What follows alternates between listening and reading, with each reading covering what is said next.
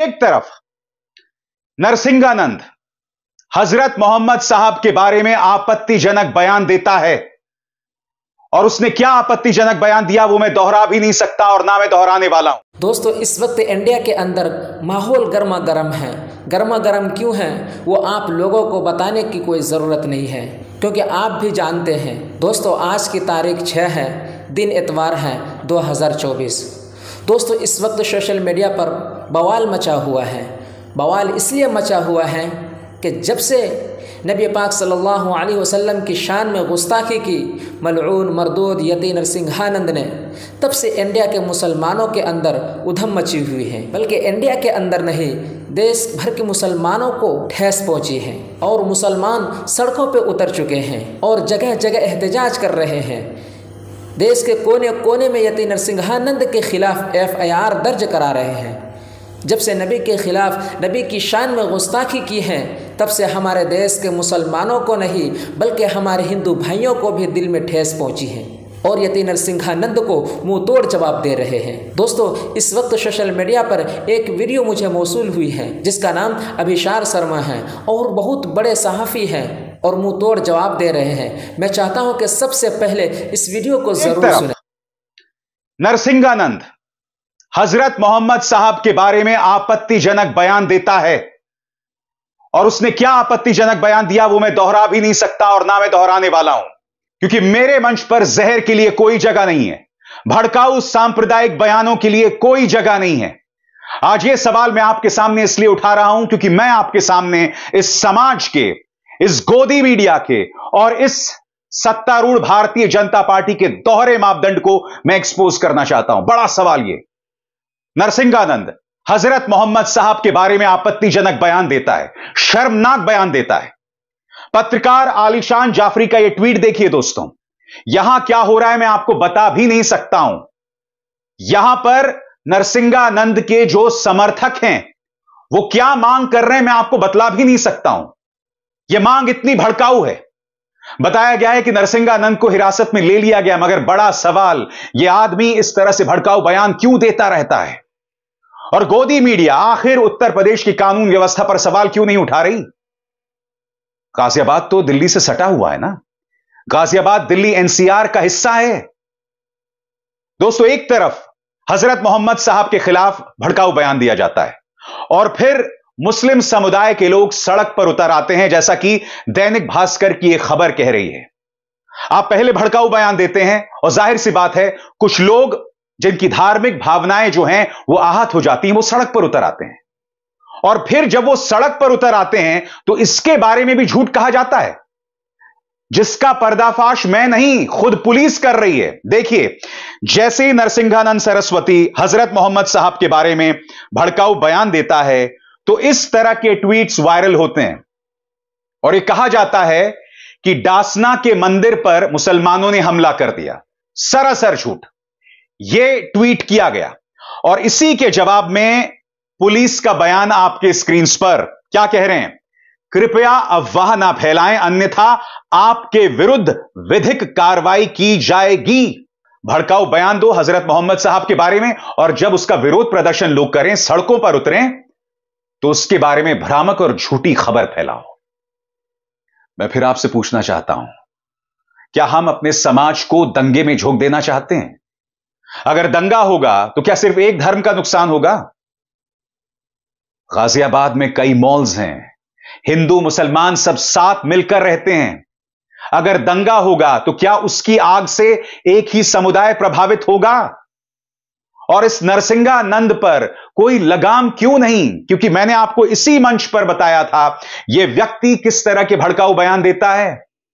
इस व्यक्ति ने भारतीय जनता पार्टी की महिला नेताओं पर आपत्तिजनक बयान दिया था कि ये लोग अपने पार्टी के अंदर अपनी इज्जत का सौदा करती हैं, उसके साथ समझौता करती हैं। ये मेरे शब्द नहीं हैं, ये नरसिंहानंद के शब्द हैं जो उन्होंने बीजेपी महिला नेताओं के बारे में कहा था। हजरत मोहम्मद साहब के बारे में इसका क्या आपत्तिजनक बयान है वो मैं आपको नहीं सुनाना चाहता हूं, मगर इस आदमी ने आज से कई महीनों पहले भारतीय जनता पार्टी की महिला नेताओं के बारे में क्या कहा वो जरूर सुनाऊंगा। सुनिए। बुला रहे हैं। और जितनी भी बीजेपी में महिलाएं दिखाई दे रही हैं,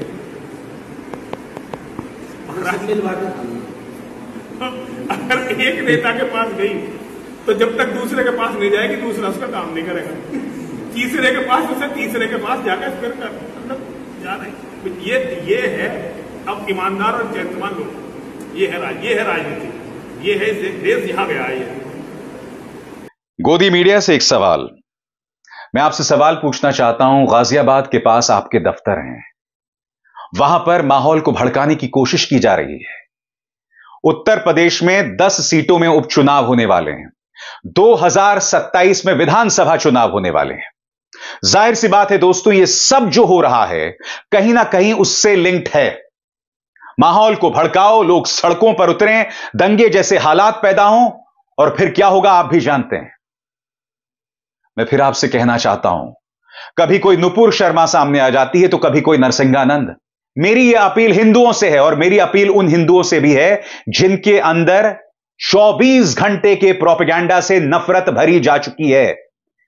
मैं आपसे पूछना चाहता हूं, अगर दंगे होंगे तो क्या इसका नुकसान आपका ना होगा? मेरी अपील मुसलमानों से भी है, अगर आपको भड़काया जाएगा तो क्या आप सड़क पर उतरेंगे? आपकी निगाह अपने परिवार पर होनी चाहिए, अपने बुजुर्गों पर होनी चाहिए, अपने बच्चों पर होनी चाहिए। भड़किए मत, शांतिपूर्ण तरीके से अपनी बात रखिए, पुलिस थाने जाइए, शिकायत कीजिए, मगर मैदान में उतरकर किसी भी कीमत पर अराजक मत बनिए, क्योंकि आपके खिलाफ एक पूरी फौज है आपको बदनाम करने के लिए। आप ये बात क्यों नहीं समझते हैं? आज ये बात मैं आपके सामने एक पत्रकार होने के नाते नहीं रख रहा हूं, एक पिता होने के नाते रख रहा हूं जो दिल्ली एनसीआर इलाके में रहता है। मैं ये बात एक भारतीय होने के नाते रख रहा हूं, क्योंकि ये बात चिंताजनक है, क्योंकि गोदी मीडिया उत्तर प्रदेश में इस लॉ एंड ऑर्डर पर बिल्कुल भी सवाल नहीं उठा रहा है दोस्तों। चलिए, गाजियाबाद पर आप सवाल नहीं उठाएंगे, मगर देवरिया में जो हो रहा है उस पर तो सवाल उठाएंगे ना। इस तस्वीर को देखिए दोस्तों, इस वीडियो में आप देख सकते हैं कि सड़क पर साइकिल पड़ी हुई है, एक लड़की भाग रही है, और फिर खेत से एक और लड़की आती है और वो भी भाग रही है। ये लोग चिल्ला रहे हैं। आप जानते हैं सब क्यों हो रहा है? क्योंकि कुछ मनचले मोटरसाइकिल पर सवार होकर इन्हें किडनैप करने आते हैं। ये देखिए, ये वो मनचले हैं जो बैठे हुए हैं मोटरसाइकिल पर। मैं फिर आपसे सवाल पूछना चाहता हूं, अगर ऐसा पंजाब में हो रहा होता, पश्चिम बंगाल में हो रहा होता, तो आपको अंदाजा है इस पर क्या क्या डिबेट हो रहा होता। मगर चूंकि यह बीजेपी शासित राज्य है, इसलिए इस पर कोई चर्चा नहीं होगी। मैं फिर आपसे सवाल पूछना चाहता हूं, इस पर चर्चा ना करके किसका नुकसान है बताइए? अगर हम पुलिस पर दबाव नहीं डालेंगे, अगर हम सरकार पर दबाव नहीं डालेंगे, अगर हम ऐसी कल्पना करेंगे कि रामराज चल रहा है, तो नुकसान किसका है बताइए ना? क्योंकि पुलिस पर कोई दबाव नहीं है, सांप्रदायिक माहौल भड़क रहा है, नरसिंहानंद पर कोई अंकुश नहीं है। कौन कह रहा है उसे यह सब कहने के लिए? वो ऐसा क्यों कह रहा है? इसके पीछे क्या सोच है?